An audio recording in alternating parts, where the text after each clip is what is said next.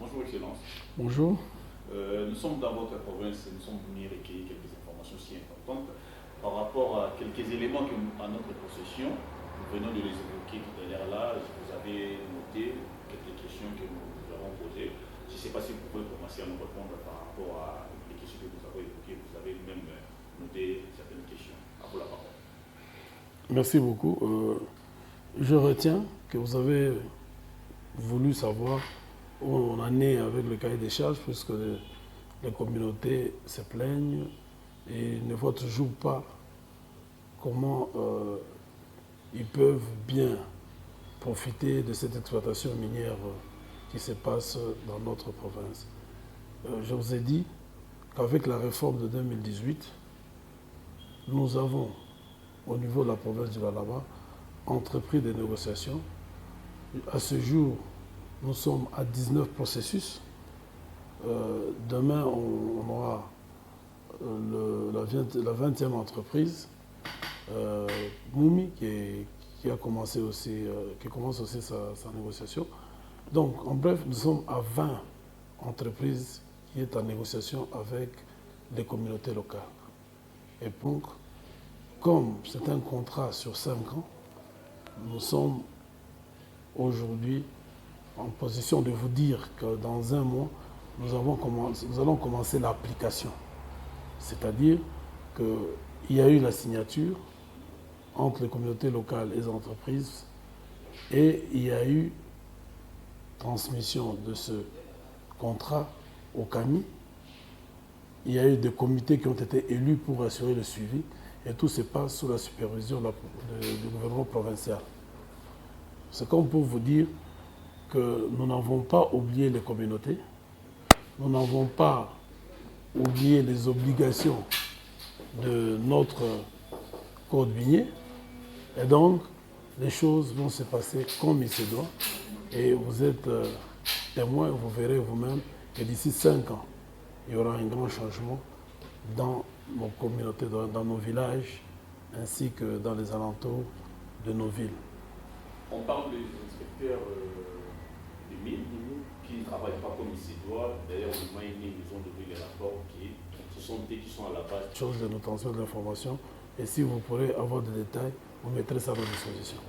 Concernant la délocalisation de certaines villes. Oui, je dois vous dire que toute la ville de Colosie presque a été construite sur un grand gisement. Et ce qui fait qu'au fur et à mesure qu'on avance, il y a des exploitations clandestines qui se passent même dans des parcelles. Le cas de Kasolo, c'est une cité résidentielle et nous serons obligés, comme nous le faisons déjà, à délocaliser nos compatriotes. La loi est claire.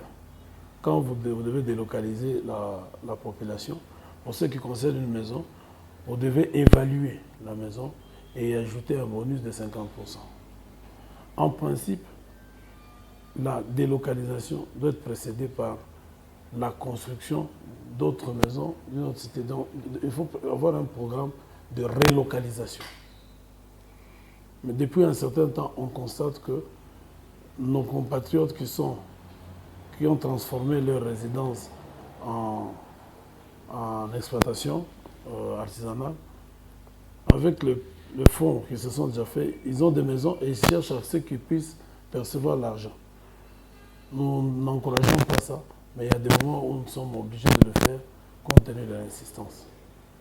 Alors, tous ceux que vous voyez ici, qui ont construit ou qui sont dans les environs des sites miniers où il y a même des explosifs, tout ça, nous sommes toujours obligés, avec le concours des sociétés concernées, de délocaliser, de chercher à les relocaliser ailleurs ou alors à leur donner la valeur qu'il faut exiger par le code minier. Alors, on parle Tous les Lualabais, les colonels en général, les Lualabais en particulier, notamment aussi les patrons dans les secteurs miniers, les entreprises minières. Je crois que je vais lancer un appel au calme. Je vais lancer un appel aux artisanaux Ils doivent savoir qu'au moment où nous sommes en train de réformer les choses, nous pensons plus à leur intérêt. Puisque pour nous, l'exploitation artisanale est reconnue par la loi et nous avons le devoir de mettre nos frères dans de bonnes conditions. Pour ceux qui ne le savent pas, nous sommes parfois dépassés puisque vous ne pouvez pas comprendre, nous gérons 170 000 creuseurs. Et nous n'avons pas suffisamment de zones d'exploitation artisanale reconnues par l'État. Il nous arrive de négocier avec certaines entreprises pour essayer de leur trouver du boulot. Chaque Congolais a droit à travailler.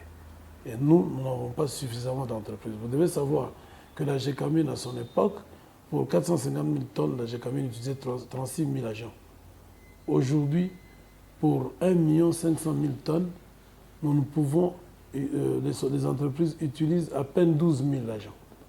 Puisqu'il y a cette automation qui est entrée, on a pratiquement modernisé les choses.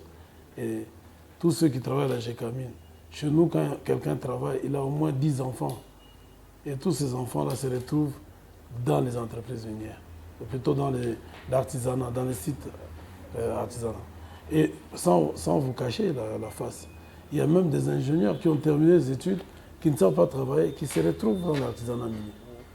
Et nous sommes obligés de faire face à tout ça. Ce n'est pas facile. Et on y va. On a demandé au gouvernement de nous aider. Nous y arriverons. On a demandé qu'on puisse transformer certains creuseurs en agronomes. On le fera, mais ça demande des moyens. Merci. Okay. Wow.